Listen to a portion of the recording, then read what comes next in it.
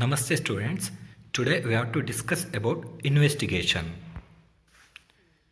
Meaning and definition of investigation. ಮೊದಲು meaning ತಿಳ್ಕೊಳ್ಳೋಣ. Investigation involves enquiry into facts behind the books of accounts into the technical financial and economic position of the business. ನೋಡಿ, simple ಆಗಿ ಹೇಳ್ತಿದೆ, investigation ಅಂದರೆ enquiry ಮಾಡ್ತಕ್ಕಂಥದ್ದು. ಏನನ್ನ fact behind books of account. Books of ಅಕೌಂಟಲ್ಲಿ ಬರೆದಿರ್ತಕ್ಕಂಥ technical ಇರ್ಬೋದು ಅಥವಾ financial ಅಥವಾ economic position of the business, ಇದರಲ್ಲಿ ಇರ್ತಕ್ಕಂಥ ಫ್ಯಾಕ್ಟ್ಗಳ ಬಗ್ಗೆ ಇನ್ವೆಸ್ಟಿಗೇಷನ್ ಮಾಡ್ಕೊಳ್ತಕ್ಕಂಥದ್ದು. ಸರಿ ಇದೆಯಾ, ತಪ್ಪಿದೆಯಾ, ಅಥವಾ ಏನಾದರೂ ಕೂಡ it may accuse any fraud, ಯಾವುದೇ ಮೋಸದ ವಂಚನೆಗಳಿದೆಯಾ ಅಂತಕ್ಕಂಥದ್ದನ್ನ investigation ಮಾಡ್ಕೊಳ್ತಕ್ಕಂಥದ್ದು.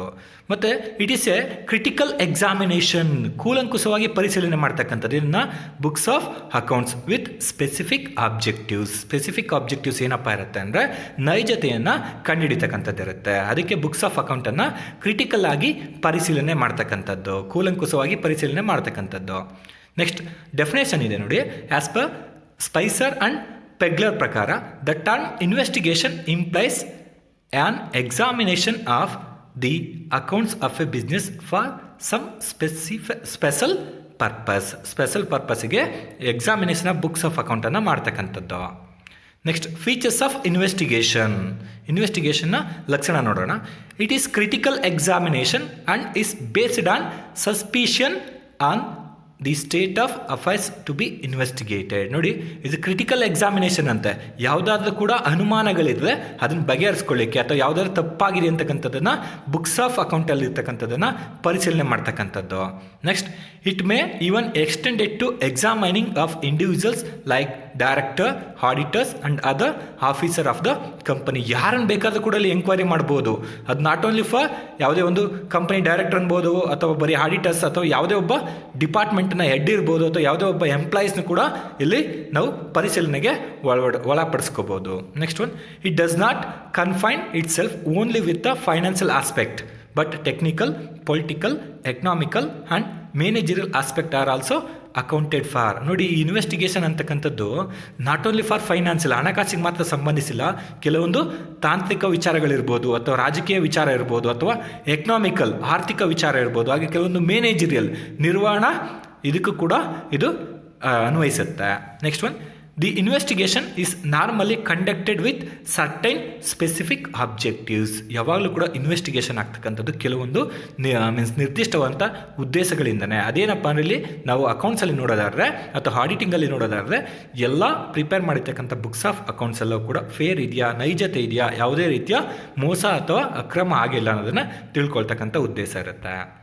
Next one, with the predefined objectives the scope and the nature of investigation may be limited or extended. ನೋಡಿ, ಈ ಉದ್ದೇಶ ಅಂತಕ್ಕಂಥದ್ದು ಡಿಟರ್ಮೈನ್ಡ್ ಆಗಿರುತ್ತೆ, ಆದರೆ ಅದರ ವ್ಯಾಪ್ತಿನ ನಾವು ಲಿಮಿಟಲ್ಲಿ ಬೇಕಾದ್ರೆ ಮಾಡ್ಕೋಬೋದು, ಅದನ್ನು ಎಕ್ಸ್ಟೆಂಡ್ ಮಾಡ್ತಾ ಹೋಗ್ತಾ ಇರ್ಬೋದು. ಈಗ ಎಕ್ಸಾಂಪಲ್, ಯಾವುದೋ ಒಂದು ಎಂಕ್ವೈರಿ ಮಾಡ್ತೀವಿ ಅಂದರೆ ಒಂದಕ್ಕೊಂದು ಚೈನ್ ಲಿಂಕ್ ಥರ ಇರುತ್ತೆ. ಒಬ್ಬರನ್ನ ಎಂಕ್ವೈರಿ ಮಾಡಿದ್ರೆ ಇನ್ನೊಬ್ರಿಗೂ ಕೂಡ ಲಿಂಕ್ ಇರುತ್ತೆ. ಹಾಗೆ ಎಕ್ಸ್ಟೆಂಡ್ ಕೂಡ ಮಾಡ್ಕೋಬೋದು ಅಥವಾ ಲಿಮಿಟ್ ಕೂಡ ಇರ್ಬೋದು. Next, the investigator submit his report of investigation only to his client who appoints him. Simple ಆಗಿ ಹೇಳ್ತೀನಿ ನೋಡಿ, ಆ ಇನ್ವೆಸ್ಟಿಗೇಟರ್ ಆತನ ರಿಪೋರ್ಟನ್ನು, ಅಲ್ಲಿ ಆಗಿರ್ತಕ್ಕಂಥ ವರದಿಯನ್ನು ಯಾರು ಸಲ್ಲಿಸ್ತಾರೆ ಅಂದರೆ ಆತನ ಯಾರು ಅಪಾಯಿಂಟ್ ಮಾಡಿರ್ತಾರೆ. ಕಾಮನ್ ಆಗಿ ಕಂಪನಿನಲ್ಲಿ ಅಪಾಯಿಂಟ್ ಮಾಡಿರ್ತಕ್ಕಂಥವ್ರು ಯಾರಿರ್ತಾರೆ, ಶೇರ್ ಹೋಲ್ಡರ್ಸ್ ಇರ್ತಾರೆ. ಅವರಿಗೆ ಆತ ಆಡಿಟರು ರಿಪೋರ್ಟನ್ನು ಕೊಡಬೇಕಾಗತ್ತೆ. ಆಡಿಟರ್ ಆಗ್ಬೋದು ಅಥವಾ ಇನ್ವೆಸ್ಟಿಗೇಟರ್ಸ್ ಅಂತ ಯಾರೋ ಒಬ್ಬ ಹೊಸ ವ್ಯಕ್ತಿ ಬಂದರೂ ಕೂಡ ಆತ ತನ್ನ ವರದಿಯನ್ನು ಯಾರು ತನ್ನನ್ನು ನೇಮಕ ಮಾಡಿರ್ತಾರೆ ಅವರಿಗೆ ಸಬ್ಮಿಟ್ ಮಾಡಬೇಕಾಗತ್ತೆ.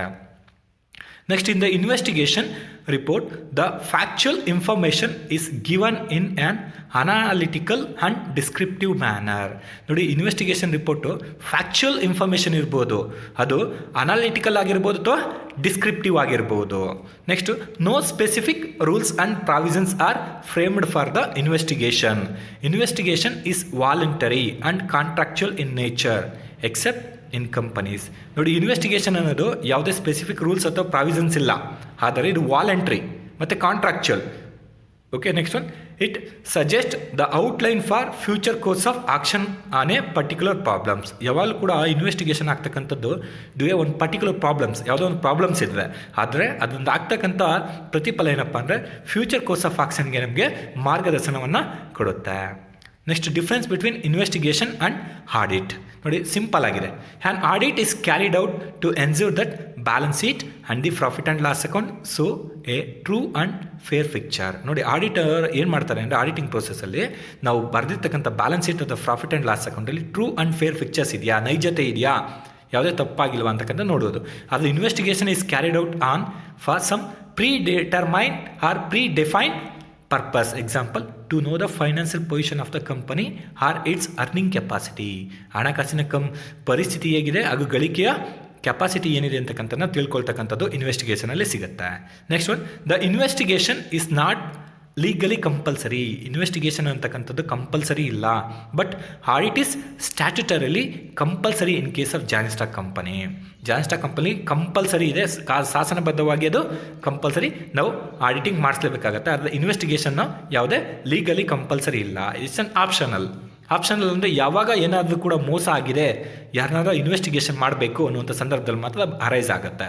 Next, auditing can only be conducted by a chartered accountant. ಆಡಿಟಿಂಗ್ನ ಕಂಡಕ್ಟ್ ಮಾಡಬೇಕಂದ್ರೆ ಆತ ಚಾರ್ಟೆಡ್ ಅಕೌಂಟೆಂಟ್ ಆಗಿರಲೇಬೇಕು. ಆದರೆ ಇನ್ವೆಸ್ಟಿಗೇಷನಲ್ಲಿ ಯಾವುದೇ ಚಾರ್ಟೆಡ್ ಅಕೌಂಟೆಂಟ್ ಏನಿಲ್ಲ, ಇಟ್ಸ್ ನಾರ್ಮಲ್ ಪರ್ಸನ್ ಇರ್ಬೋದು. It is not necessary that an investigator must be an chartered accountant. Chartered ಅಕೌಂಟೆಂಟೇ ಆಗಿರಬೇಕು ಅಂತೆಲ್ಲ ಯಾವ ವ್ಯಕ್ತಿ ಬೇಕಾದ್ರೂ ಕೂಡ ಮಾಡ್ಬೋದು.